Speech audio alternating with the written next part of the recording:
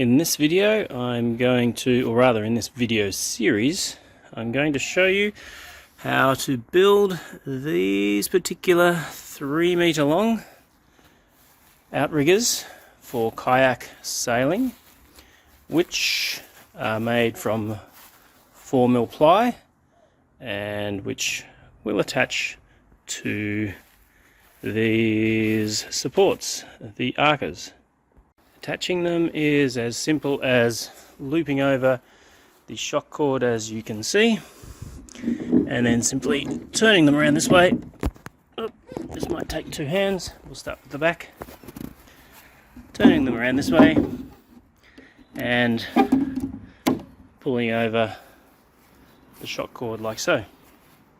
And just aligning them to the outside of the arcers. Now they are 3 meters long and you can actually space them as you like, but I've found that a 1.9 meter space here allows me to easily paddle, so this can be used as an extremely stable kayak with very efficient outriggers, or indeed you can put in a mast and turn this into a sailing kayak. If you are building this from standard 2400 by 1200 sheets of ply, then the first step will be to take a 600mm strip off one of these and lay it alongside the other, and that essentially gives us a 3 meter length that you'll be able to cut out your shapes from. If you're using 3 meter bracing ply, which you can get, then obviously you won't need to worry about that step. You still will need 2 overall sheets of that. I think it's about a 900mm length or 900mm width rather than 1200. So you'll still need 2 sheets of those. Once you have your 3 meter length of ply, you will measure a series of lines 200mm apart and stretching up into the ply from the edge of about 350mm would be enough.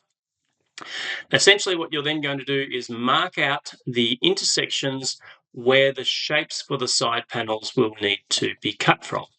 Now this will take up about 300mm of ply, the way they've been designed and the way they will fit together.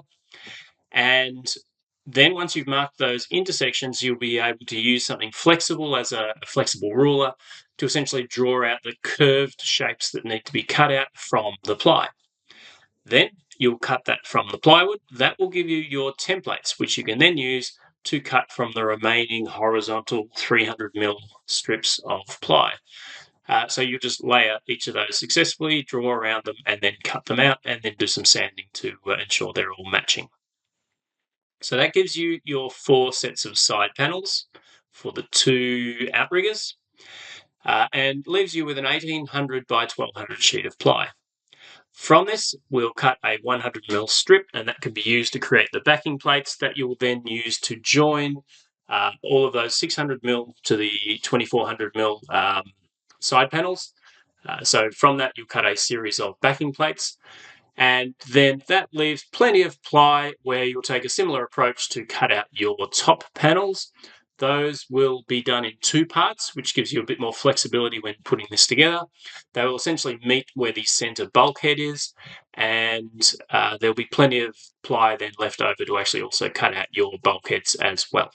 So that's the overall general pattern for cutting out the ply. Let's actually get into the build.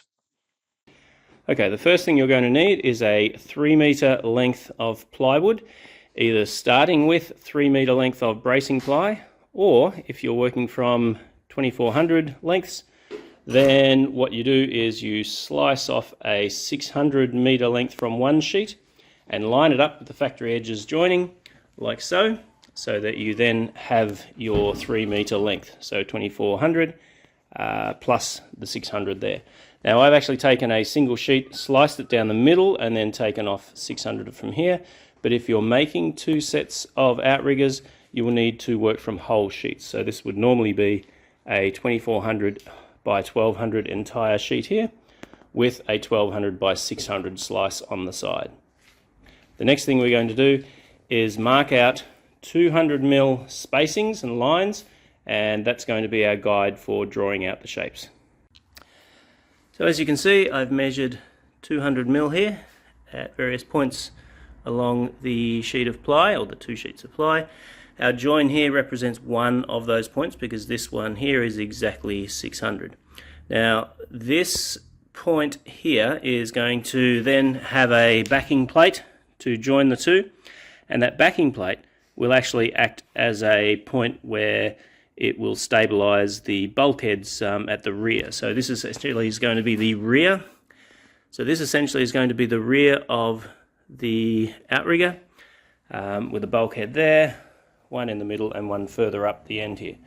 Note that I've got about 40mm on the end here, this being a 24/40 sheet of ply, and this will let me actually put 2 nails to hold whatever I'm going to be bending around the points, so that I can do this by myself and just essentially hold that there and bend the material I'm going to trace around to the other end of the ply, and you'll see that a little bit later on. So the next step is to mark out all of the points, with the rear being on the left hand side. Okay, as you can see, I've measured out the intersection points all the way along the ply, starting with our raw edge here. Now obviously, to get these lines all horizontal, this needs to be a square edge, or you need to use a tool, something like I've got here, a plasterer's ruler, which enabled me to get a straight edge. So just factor that in, make sure that your starting point is actually square, and you measure out all of the intersection points. Now just as a reminder, this is essentially what we're going to be drawing based on those, and we're going to bend something around all of those points to mark them out.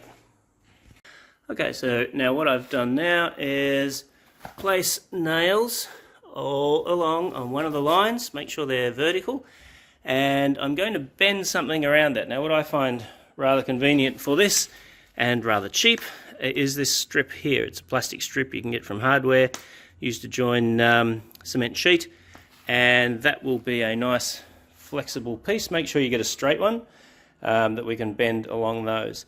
Now the beauty of having this little 40cm stretch here at the end is I can actually place 2 nails, one either side here, to hold this on one end while I'm going to bend it around those and start marking, and that will allow me to essentially do this one-handed. Otherwise you can get someone to help you hold on to it.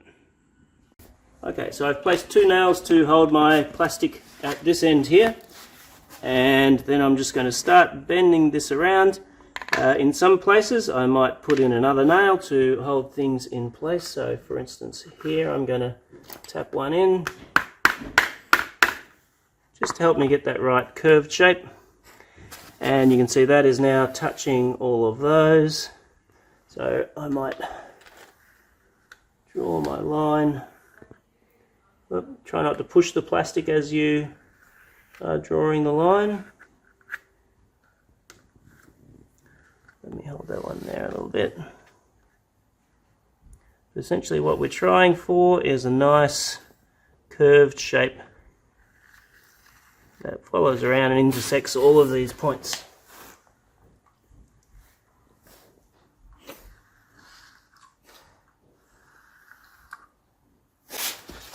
But once again, I'm actually pushing the line out there, so let's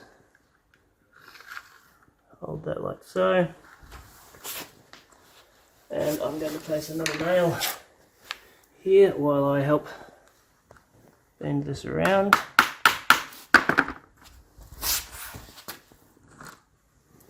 To get this shape, and another one here.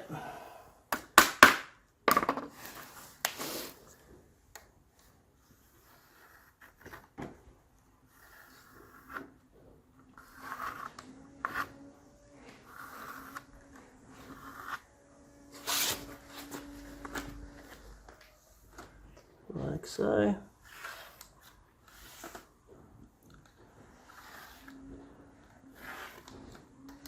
And I want to bend that up to that point there.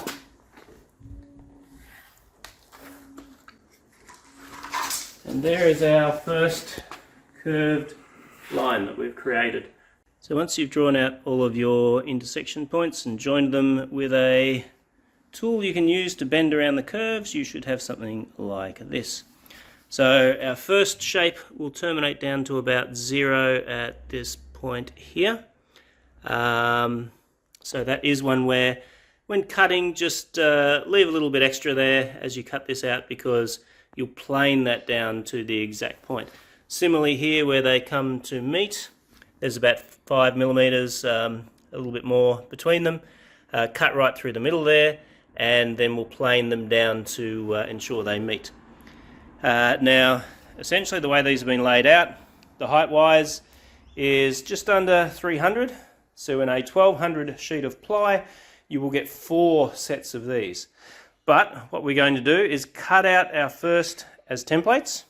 We will then shape them down. We'll then use those as guides to cut out the rest.